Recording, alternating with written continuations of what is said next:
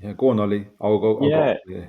I mean, it's like you say there, it's the lack of stability in terms of having that sporting director to oversee transfers ahead of a big summer. That sort of inconsistency with us not having that man at the top 2 summers in a row now. I mean, the Dan Ashworth saga obviously dragged on last summer, and Mitchell only came in. I think it was after the PSR chaos, wasn't it? So I think he only came in July, and then obviously we know July and August just didn't really go well. It was a bit of a mess, and then as you say, there was so much talk about friction with Howe, and then just as when you can only believe so much in the media, but there's a lot of talk, isn't there, about there being settling the differences between Howe and Mitchell, and you thought, right, we're going to head into this summer with a bit of stability there. We can press on with plans for a huge summer and a huge season ahead, and then obviously this has happened. So I think the encouraging thing, I think a lot of reports have said that Newcastle have already sort of identified targets. They're not going to suddenly be scrambling now and not being sure what to do, because I think Eddie Howe's always had a massive say on the sort of signings and the sort of players he brings in. But it's not great, is it? I think when you mix that in with obviously total different circumstance, but Darren Neal's leaving as the CEO, it's obviously a bit of instability at the top there, isn't it? The sporting director changing, the CEO changing, or when we're trying to negotiate deals, early deals over the summer. So yeah, it's not ideal, but as you kind of suggested, maybe it kind of had to happen in terms of friction between Mitchell and Howe, and it was maybe this talk of a power struggle really has existed, and something had to give, and there's only going to be one winner, isn't there? I think it's got to be Howe from what he's done, obviously. So yeah, it's a bit of a shame, but maybe it's for the best, I suppose. Yeah, I think Newcastle are going back in terms of the infrastructure, like the kind of the old school way, and really it's just obviously just happened with the way the takeovers happened, and I don't necessarily think it's a bad thing. I do understand how obviously on the surface of things it does look unstable having two different directors, but if people remember when we got taken over in October, it all came as a shock, and they had to scramble around to get the interviews done for managers. We first tried to get Emery, and then Emery got scared and he ran away. He was meant to go, and then had a conversation with Villarreal owners, and then we got Eddie Howe. And I'll never forget those clips we see from Talksport where the guys are laughing their heads off when the guy mentioned Eddie Howe being the guy. And now people view it as very interesting to look at now. Obviously, that hasn't aged well. But Eddie Howe isn't just a good coach; he's a very good manager. Almost going back to the Ferguson days, where he's obviously he's had to do a role when he first took over at Newcastle as coach, scout, manager, and everything else as the whole infrastructure was getting changed over and everything else. And from that, he built a really good team with Steve Nixon, with obviously bringing his nephew Andy Howe and all the guys there, like that particular trio. I know there's other people involved, but that particular trio of people, and they became really competent. That's when Dan Ashworth came in. We try to follow the model that everybody in Europe is trying to follow, which isn't a bad thing. Like I do value healthy tensions between competent people because you usually get pretty good outcomes. Like, so I'm not going to say, it's Howe's way or whoever's way. Hopefully, get healthy tensions between Howe, Steve Nixon, and his nephew. Probably more between Steve Nixon. I can't imagine his nephew him listening to his nephew too much. And then, but in between them, and so I think it's worked out in terms of the.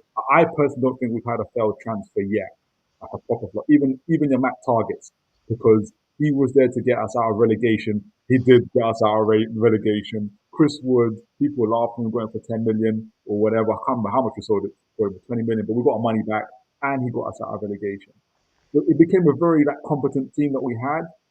We still wanted the sporting director because everybody else has got a sporting director, which makes I'm not saying it's a bad thing, but it works for everybody else. And at the time of saying it, obviously Paul Mitchell's come from Monaco. He's come all the people that he found out, like players that identified is this speaks for itself, right? But again, he's come across a team that's already highly competent, and it's not just when I say old school, he's not just Howe and Steve Nixon kind of dressed in anoraks going to like rival grounds and just scouting players. Like they do the data stuff as well, but they merge it with the eye test and it's just worked out really really well for them. I think obviously Paul Mitchell has his own philosophy. It, but on the back of everything I said before, it's just come at a wrong time for him. if any sporting director, I think we probably need a technical director, in my opinion. The difference being someone that's just there to essentially who loves negotiating deals and brokering deals and stuff like that. Is not, he doesn't give a monkeys about looking for players, identifying players, or doing any of that stuff. He lets them guys do it. Just let me go and get the deal done type of person, possibly if that even works. If that is even the technical director, I don't know. So just because of that, just because of how we started and where we are right now, we already have a model. I'm not saying it's a model that's going to last for the next 20 years, but it's a model that's working now and is very difficult for, or it's going to take a very different type. It's going to take a very adaptable sporting director, adaptable to how and the team to making it work. Or maybe it's going to be an internal recruitment. I would like a Steve Mm. Nixon or whatnot, someone who already knows what's going on. So it's just worked out that way. And so I'm not overly like, I can't think of the word, like worried about it, just because I'm looking at the track record of players and seeing when we're at. I will be so yeah. So the kind of that's the, my overall thought of it in terms of sporting directors and where we're at. Yeah, I've got a slightly different take on this because, as much as I don't think it's that much of a bad thing for the same reasons as you, Philip, to be fair, because that we literally haven't missed on any of our transfers so far, and it's been a similar team with someone popping in and popping out. I actually think that Mitchell was there as a little bit of a safety blanket, so that if we weren't in Europe or in the Champions League and we had to sell and then look at a different bracket of player like the next up, like we had been previously, then that would have been Mitchell's remit, bringing the guys that we can wait for a couple of years until they're at their full potential. Whereas I think now we're back in the Champions League, we'll be looking slightly higher than that. So the guys that are pretty much there, they're pretty much there at their, it's not sort of at their peak, but you know the max of their powers kind of thing, and we can bring them in and they can have an impact instantly. So I think that's why we've kind of got rid of Mitchell, because we don't really need what he's going to bring to the table right now, and they're just going to roll back to the old way of allowing the guys to go through their normal process and pick the players that way. I think as well, just reading between the lines, it seems very much that Mitchell was a Darren Neal's appointment. I think there's been a lot of reports saying that Eddie Howe didn't really know much about it, and I guess he might not be massively involved in that. But either way, it did. From a lot of reports I've read, it seemed that Mitchell came in and Howe didn't really know much about it. And Eels worked with Mitchell briefly at Tottenham, and I think with Mitchell knowing that Eels is about to leave, obviously with his battle with cancer, which we've known about for a while, perhaps Mitchell's looking at it thinking, right, me and Eddie Howe don't have the perfect dynamic in terms of Eddie Howe's very hands-on with transfers. We know that, and we're glad he is because, like you said, the recruitment record's brilliant. But then Darren Neal said that Paul Mitchell's remit is pretty much 90% recruitment. And when I heard that line last summer, I immediately thought, how does that work when you've got a sort of a pretty high-profile sporting director who's 90% recruitment and a manager who's very hands-on? And I just wonder now that Darren Neal's is about to leave and that Mitchell was a Darren Neal's appointment, and Mitchell knows about the Eddie Howe sort of the sort of slight sort of issues there in terms of power of transfers. I just wonder if Mitchell's looking at it thinking, is this actually just my time and actually just mutually for the whole club the right time to go? And it doesn't look good because it's only been here well less than a year and he hasn't made a major signing. But yeah, I totally agree with what you both said. The recruitment at this point, when it was Howe, Nixon, Andy Howe, it's all been brilliant. So I'm not concerned in the sense that I don't think those left don't know what they're doing. It's just Yeah, it would be nice to get that sweet spot in terms of the sporting director or then the CEO yeah, as well. But perhaps we don't need a sporting director, and perhaps, like you say, it's more of an in-house um, yeah. appointment. Just to add to what you were saying, Ollie, what I thought would be beneficial for Mitchell to come. Well, there's two things. Eddie Howe has to coach the players, right? So he's going to have a very invested interest as to who you're going to bring in. You know, if Mitchell just says, "Oh, I've got this great striker from Bolivia," and he's like, "Who? From where?" Like he's going to want to know who it is. He's going to invest. What's his character traits like? So I get that part. The other part where Mitchell, I don't think was wrong because of what happened was when the whole thing around the strategy, our transfer policy not being fit and proper, which I feel like a lot of the media misused, weaponized, and trying to create a rift between between Eddie Howe and Mitchell, because I think there's a reason why we're about 24, 48 hours away from having to sell Gordon last summer because PSR wasn't great. If you just look to check the record of last three transfer windows before that, We bought 180 million, 150 million, and 100 plus million with 0 to 40 million pounds worth of sales. You cannot do that. That's insanity. You've got to sell somebody, just somebody. We were 70 million pounds over the PSR breach.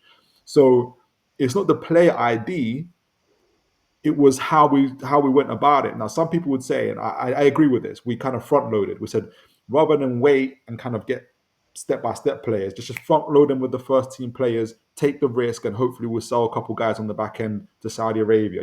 Almiron, Wilson, none of whom went. Right? We could have made 40 to 50 million, right? And then would have been all right for the summer. Wouldn't have been scrambling. Would have had to sell somebody. It didn't work like that. Fair play. And then we nearly lost Gordon in the back of it. And I understand why his head would have been annoyed after having the season that he had, where we're on the phone to him saying, I have to sell you, mate. Right? So in that regard, I don't like that. So therefore, I understand the appointment of a sporting director. However, and I'm hoping that if we are going to go still for sporting director, we're going to have to find the real balancing act of having someone who the owners, but also Eddie Howe and the team, and it is important, are going to like in terms of working with together, but is also going to be there to be almost independent voice and say, if we buy X player for 40 million, you do realize we're going to be like 20 million pound over. It's going to be over the PSR breach. Or you're going to have to sell a player that you really, really like to get this over the line. So maybe that's already happening. I'm making a lot of assumptions. I'm not in the inner circle, right? But that's my only overall arching thing where we cannot go another 3 transfer windows of not buying the player. So that's my only kind of warning. I don't know what the word is. Warning, cautious, wind of caution I have about it. That's the only thing. But in terms of IDing players, it's partly why I'm so calm about the Mbeumo situation. Where I'm like, we'll find. I'm really confident we'll find someone just because we've got just because of what we've done before. But my other thing is in terms of the PSR stuff. So that's it. But that's it really from my end. Yeah, agreed. And that is the main problem. We're not very good at selling, but we also at the time didn't really have that many saleable assets that we wanted to sell. So Yeah.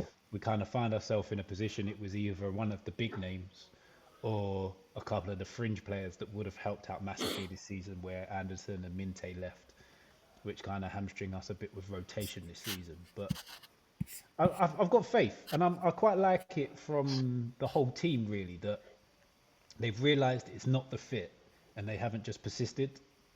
They've just decided, right, it's time. Let's part ways. Let's go a different route. This isn't going to work this way. Let's go a different direction, rather than getting it wrong and getting a few transfers wrong, or Howe getting players he doesn't want, and that leaves us in an even worse position. So I quite like that from whatever reason is. If it's been made from that standpoint, it's another good thing to say that people are making the right decisions at the club. I think as well, just quickly on that, I think it's good that even though it's come at the start of the summer and we're thinking, oh, this feels like, I think that's wrong, actually. It doesn't feel like a big setback, but it just feels like there's a bit of uncertainty again. We didn't really see it coming, but at least this was at the start of the summer, whereas last summer it felt like Yeah. there was issue after issue to overcome. There was the PSR problems, then there was Amanda Staveley and Murdad Gadusi that left, then there was Mitchell arriving, probably slightly to Howe's surprise, and then there was England linked with Eddie Howe, and there was a Gordon to Liverpool. There was just so many obstacles that unsettled the summer. So I suppose for now, at least we know, well, Mitchell is going, but it seems like, from what I've been reading, that the club aren't sort of stunned by that and don't know what to do. They're Yeah. still, they've got Yeah. that sort of ducks in a row, however you word it. So at least we're kind of moving into the next 3 months with probably not too many obstacles. Well,